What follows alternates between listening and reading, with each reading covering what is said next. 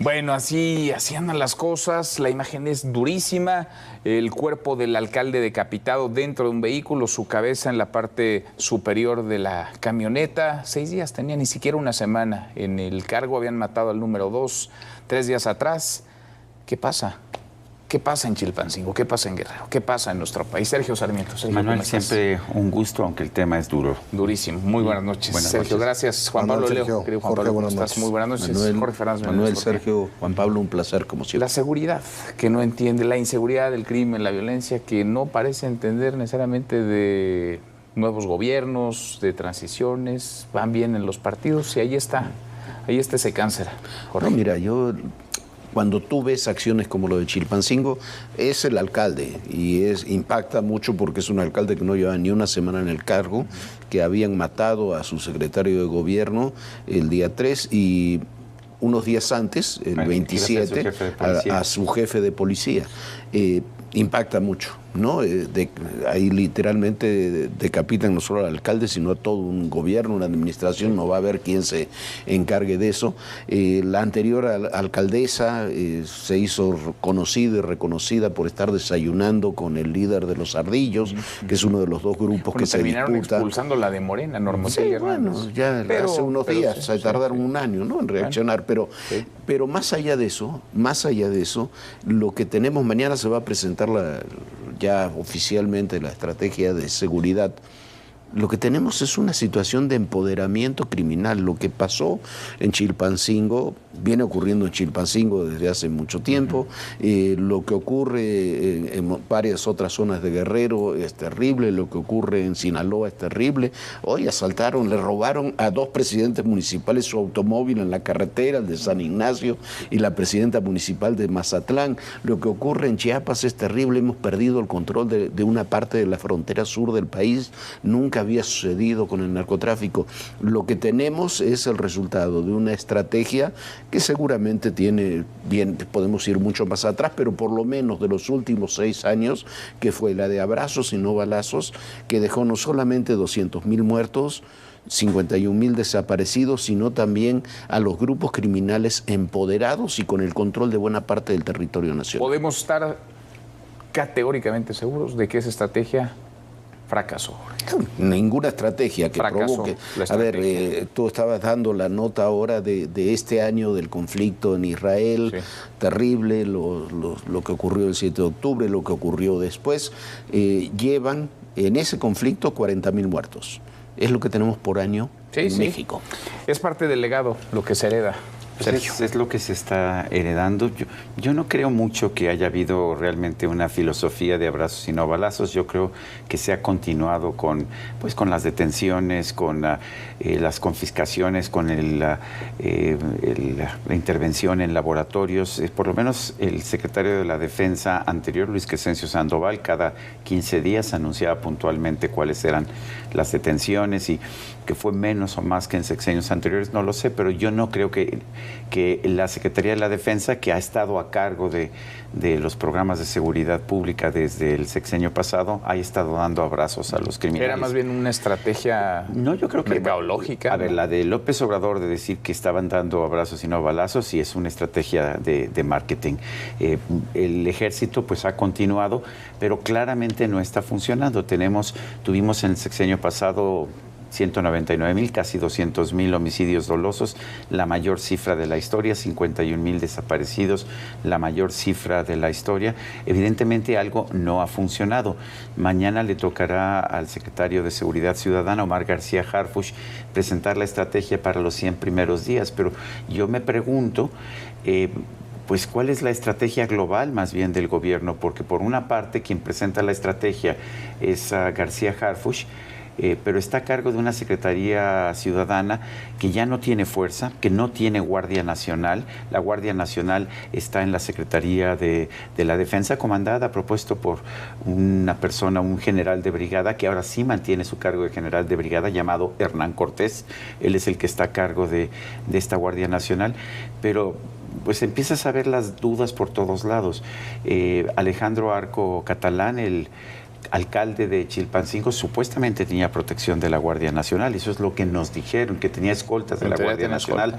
Nadie nos ha explicado dónde estaban los guardias en el momento ¿Cómo es en que lo puedes asesinaron? Secuestrar a un alcalde o retenerlo, levantarlo y decapitarlo? Sí, pero además supuestamente tenía estas guardias nacionales. ¿Qué pasó con ellos? No sé, se enfrentaron, no se enfrentaron. No hay ninguna indicación de que haya habido cualquier tipo de acto de defensa. Sin duda, Juan Pablo. Y es una advertencia, Manuel, Sergio, Jorge, que se viene dando en los periodos electorales y con la violencia político-electoral que desde el 2015, 2018, 2021 y ahora 2024 viene en aumento. Es decir, ¿quién está decidiendo a los candidatos en varias regiones del país? Incluso decidiendo quiénes son los candidatos, de qué manera el crimen organizado, ganando estos espacios territoriales, repito, en ciertas regiones, decide quiénes van a ser los candidatos, quiénes van a ser los presidentes municipales, quiénes van a ser los alcaldes, y a partir de ahí apoderarse de, ciertos negocios legales. El caso específicamente de Chilpancingo, el de la exalcaldesa, tiene que ver con un rastro, me parece. De las pollerías, ¿se acuerdan? Toda esta ola de extorsión. El tema de Chilpancingo hasta las tortillas. El transporte. El tema del transporte que vimos en Taxco también y que vimos en Guerrero hace tiempo. Es decir, ese tipo de candidatos que son impulsados por el crimen organizado y por el narcotráfico, que buscan, una vez llegando esos candidatos, los negocios lícitos de los gobiernos para irse haciendo de mayor control en ese tipo de negocios, y llegan a tal grado y a tal nivel, en ciertos casos, que es imposible para ellos deshacerse de esta parte. Entonces yo creo que habríamos de ver estas advertencias que se han dado en la violencia político-electoral,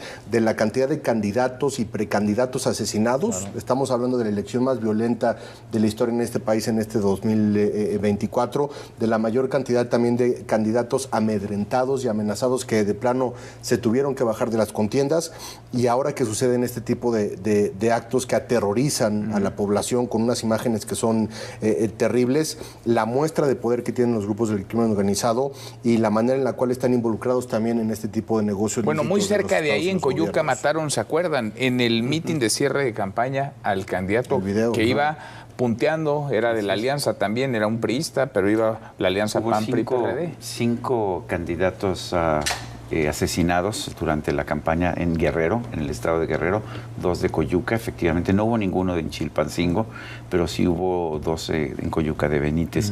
Y la verdad es que la respuesta de la presidenta Claudia Sheinbaum fue decir, bueno, Chilpancingo no es uno de los 10 municipios más violentos del país. Pues sí, quizás no lo sea, pero a ver, cuando en unos cuantos días alguien no solamente mata, sino que hace actos de terror, como el que vimos con Alejandro Arco, pero que además matan al secretario de gobierno y matan también al futuro jefe de policía, digo, el mensaje está muy claro. O sea, alguien que no estuvo de acuerdo con el resultado de la elección quiere descabezar no nada más al alcalde, sino quiere descabezar a todo el gobierno municipal. Y ahí hay una responsabilidad del Estado mexicano. Es decir, no pueden dejar a su suerte, porque estamos hablando del alcalde. ¿Qué le espera a los ciudadanos? No, y es el alcalde, pero además no son hechos aislados. Son disputas que tienen un fondo, que lo que tienen lo que están disputando es la gobernabilidad del país en varias zonas del país. Entonces, cuando tú dices no es una responsabilidad de Estado, claro que es una responsabilidad de Estado, y es una responsabilidad federal. Yo estoy esperando la estrategia de mañana, a ver si es la que conocemos, la que se nos ha platicado, porque tiene que haber un cambio radical. Yo no sé, yo quizás estoy en desacuerdo de que la estrategia de abrazos y no balazos. Yo creo que no existe, pero bueno, yo creo que desde la voluntad presidencial sí, quizás desde ese punto de vista sí existió. Y si tú pones a un presidente diciendo las cosas, la última declaración del presidente en Mazatlán, las cosas se descompusieron porque vinieron aquí y detuvieron al Mayo. La culpa es de los gringos. Que es de los gringos, detuvieron al Mayo. ¿Cómo se les ocurre? La culpa entonces de los gringos. Total que de él nunca. Entonces, tiene que tener una voluntad. Yo no sé si tendrá éxito o no la estrategia que se va a plantear mañana.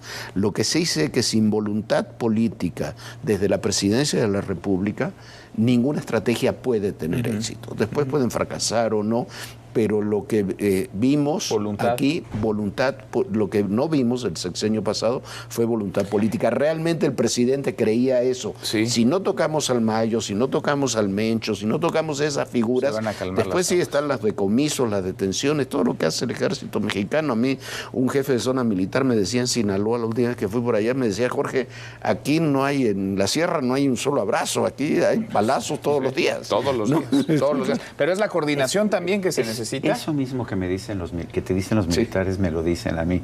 Y lo que te dicen es eso. Bueno, los políticos pueden decir lo que sea. Nosotros tenemos una serie de instrucciones y nosotros vamos a tratar de combatir al crimen organizado. Eso es lo que te dicen. Ahora, es la inteligencia también, y quizá ahí sí Omar García Harfuch pueda tener, porque lo hizo en el gobierno de la Ciudad de México, pueda tener. Hoy lo decía la presidenta Claudia Sheinbaum, apostar por la inteligencia. Estoy de acuerdo. Yo creo que hay que apostar por la inteligencia. También creo que es sensato, algo que han adelantado, que se van a concentrar en los 10 municipios más violentos del país. Todo eso es sensato. Pero a ver, todos sabemos que tienes que tener un mando central, un mando unificado, y no es posible que tengas a un secretario de Estado haciendo la planeación y a otro secretario de Estado haciendo la ejecución de los programas. Yo creo que eso es un mal diseño de arranque. Pues sí, para la coordinación que es tan necesaria. Sí, y también el tema de los 10 municipios, que es lo que se piensa que se va a presentar el día de mañana, no implica que necesariamente el hecho de que no exista violencia en esos municipios, que esos municipios o esos territorios no estén controlados por el crimen organizado. Y otra vez regreso al tema de ese tipo de negocios de los que están en busca, que no necesariamente tiene que ver con el trasiego de drogas y con tú lo has dicho muchas veces, hay pocos cárteles, digamos, bien organizados en este país. Los demás son bandas del crimen que de alguna u otra manera, a través de la extorsión a la población, a los empresarios y a la clase política, pueden conseguir este tipo de recursos. Entonces, por supuesto que sí la inteligencia y por supuesto que sí la coordinación, pero de pronto tienes un espacio, un lugar como Chilpancingo, en donde está tan adentrado, tan metido esos grupos, sean los tlacos o sean los ardillos o quien tú quieras. El poderlo eliminar en el corto plazo, con esa coordinación y sí con esa inteligencia, por supuesto, pero está tan adentrado el crimen organizado en ese sentido en los municipios que no necesariamente hay muchos que no tienen que ser violentos y que no tienen cifras estratosféricas, pero que están controlados territorialmente. Y a ver, no se sabe a veces quién es el criminal y quién es la autoridad. Y a veces el éxito en las campañas contra el crimen organizado tienen consecuencias negativas. No le echo la culpa a Calderón, pero recordemos que uno de los cárteles que fueron eliminados durante el sexenio de Calderón fue el de los Beltrán Leiva. Los Beltrán Leiva controlaban Morelos y controlaban Guerrero y estaban relativamente tranquilos. Fue después de que acabaron con los Beltrán Leiva que empezaron a surgir los tlacos, los ardillos, los rojos, los Guerreros Unidos, todas estas organizaciones que estamos viendo ahora en Guerrero. El problema es que cuando tienes éxito y logras acabar con una banda del crimen organizado, entonces surgen otras 10 bandas. Y lo hemos visto cuando en alguna plaza, por ejemplo, como ocurrió en algún momento en Tijuana o en Ciudad Juárez, cuando alguna organización toma el control de la ciudad, entonces baja el crimen porque ellos mismos se encargan de que nadie se meta ahí. Lo veíamos en Sinaloa. Pero también tienes otro factor perverso, que es que los grupos criminales ya actúan en muchas vertientes diferentes, ya no es solamente el narcotráfico. Entonces, son grupos diferentes. Quizás lo que más afecte a la gente hoy es la extorsión. Claro. Sí. Es sin duda la extorsión, los mismos grupos criminales. Y que se disparó en el sexenio anterior. La migración, el tráfico de gente, por supuesto que se disparó. El tráfico de gente lo manejan los mismos grandes grupos criminales, ya no son los polleros. No. Cuando vemos el caso de Huixtla es terrible, el de los 7 migrantes muertos, pero recordemos que ahí venían egipcios, de Pakistán, gente de distintos países que no llegan a la frontera y son trasladados de esa forma si no está el crimen organizado detrás, por lo menos. Y lo que sí creo que es una realidad, lo que dice Juan Pablo, lo que dice Sergio es cierto. Tú golpeas un grupo criminal y surgen otros grupos criminales, pero si tú tienes una estrategia de continuidad, sí logras reducir los delitos. En la Ciudad de México hay que reconocerle a Claudia Sheinbaum y a Omar García Harfuch, redujeron los delitos de alto impacto casi un 60%. Y como gobierno y la verdad, si uno recuerda cómo estaba la ciudad con el anterior secretario, con Jesús Horta, que fue el primer secretario de Seguridad de Claudia Sheinbaum, y cómo está la ciudad ahora con Pablo Vázquez, la verdad hay una diferencia importante. No se eliminó la delincuencia, pero sí hay una diferencia. Si logran golpetear continuamente a los grupos criminales, pueden lograr enfoque, por lo menos mejorar la percepción. Con inteligencia y con estrategia. Jorge, gracias. Muchas gracias, Juan Pablo. Gracias, Sergio. Muchas gracias. Hasta mañana. Pásela.